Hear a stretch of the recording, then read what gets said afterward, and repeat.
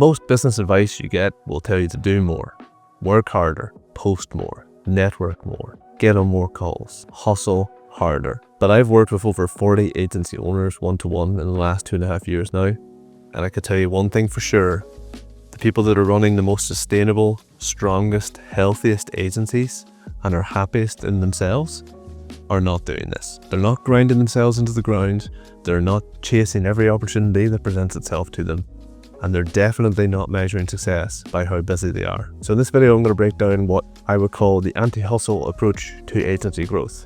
It's going to take you through the steps that a lot of the people I work with are following that's helping them see success without working more. I did all the wrong things last month. I didn't follow up on messages. I worked fewer hours. I was slow to respond to people in general. To be honest, I barely posted on LinkedIn. And overall, I didn't achieve my big tasks. Bit of a failure of a month, you would say, right? About 18 months ago, I would certainly have agreed with you. I would consider that a terrible month and probably be asking myself, what went wrong? What's happened to me? Why is everything going in the wrong direction? But honestly, here's what happened. It was my favorite month running Flex Ops. Why? It was a month where I felt in complete control of what was going on.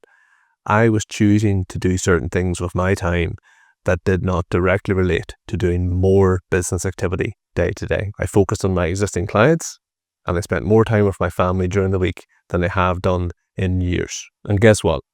The business didn't break. It's doing the same revenue it was a month ago.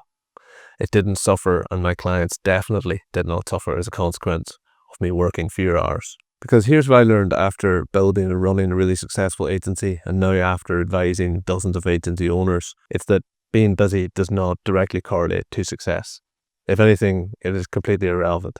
We can always be busy, but it does not always guarantee that we're going to build the business we want or see the success that we consider what we want to achieve. Most agency owners are not struggling because they're not doing enough. It's because they're doing the wrong things too often.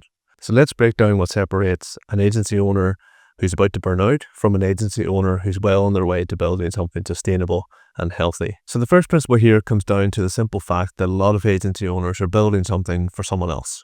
They're not building the business that they actually want. They're building a business that they've seen on Instagram or TikTok. That business might be what someone else wants, but is it really for you? That's the question you have to ask yourself. There's a toxic element to this that comes back to money, unfortunately. I'm all for making a bit of extra cash so that you can do fun things with your family, or buy the thing you've always wanted, or take the holiday, or frankly do whatever the heck you want with your money. But it has to be for good reasons. It has to be for genuine reasons that are things that are important to you and not other people. So for example, I'm not terribly into cars, but I respect that there are a lot of people that have a bit of a passion for vehicles or cars of different shapes and sizes. I get it. I understand it. My hobby? Golf. Maybe not as expensive as cars, but frankly, it's a few bob to buy a new set of sticks. At the same time, it would be wrong for me to say to someone, you shouldn't spend money on your car. By all means, if you want the car, get it. But do they really want the car? Or are they just getting the flashy car because they've seen someone on Instagram say that you should have a car that does 0 to 60 in whatever seconds? I'm not sure. But generally speaking, it's a trap that we can fall into, in the sense that we measure ourselves against other people's version or vision of success. And how that plays out for most agency owners is that they're making decisions or taking actions based on another person's vision of success, and they're completely misaligned. This comes back to something I've spoken about a lot before, which is simply that if you're trying to build an agency that's going to do 10 million in revenue in the future, the things you prioritize or the things you do or the way you think about the business is going to be very different to this person who would want to build an agency that barely does 1 million a year, but just runs really efficiently. The fix for this? Set your clear goals. Set your objectives that are for you, not for other people. Determine what's important to you and what you're going to strive to achieve over the next few years, not just the next couple of weeks, years. And I'm not saying you have to have a grand plan for the next 10 years, but give yourself a vision of what success looks like for yourself with your agency over the next 2, 3, 4 years at least. That's going to be your anchor for decisions you make as part of the agency, or deciding what to do with the agency in terms of growth or structure, etc. The second trap I see owners falling into a lot on this front relates to the things that they end up doing in order to try and drive change or grow their agency. If the first point was about where you're going and what you're trying to build, the second thing is very much in relation to how you do that. And I see a lot of owners falling into this trap that if they do more sales or if they apply more marketing channels to their growth strategy, it surely means they're going to get more revenue. Not necessarily. This is a classic case of less is probably more, particularly for small agency owners. One, you don't have a lot of time. And two, to be blunt, you probably don't have a lot of expertise in some of these sales and marketing channels. So for example, in my case, I chose to use LinkedIn pretty much as my sole primary marketing and sales channel as part of setting up this business. Why? Two reasons.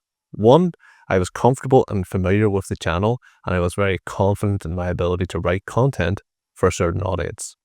Two, I figured that's where that audience is more likely to hang out, so to speak. I had a degree of confidence that I'd find a lot of agency owners who were spending time on the platform. So it made sense for me to invest all of my time that I could on this channel. I'm now diversifying out from that after 2.5 years. But my point is, we started in one location, not starting in 10 places at once. And that's, I think, the trap that a lot of owners fall into. They see competitors maybe popping up on TikTok, on ads, go to events. Okay, that's fine. But let's say you're an owner who's just not really into events. They're not your thing. Does it make sense for you to go there? Maybe a couple of times a year. But to be honest, if you don't want to focus on that, if that's not going to be your thing, if it's not your strength, there will definitely be other channels for you that will help you grow the agency that you want in the way is best for you. I think the third area then that becomes a bit of a sticking point for a lot of owners in this front is that they assume that for the agency to grow in the way they want it to, they have to be involved in as much as possible. And this is very much counter to the truth in many cases.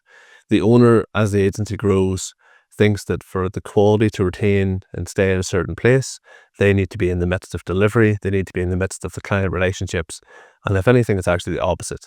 The sooner we can get the owner out of that type of stuff, in almost every case, it means we've got the right people, specialists at certain things, doing certain pieces for clients. So for example, you've got people that are out and out account managers handling the relationship, and you've got people that are maybe SEO or paid media specialists focusing on the delivery of the work.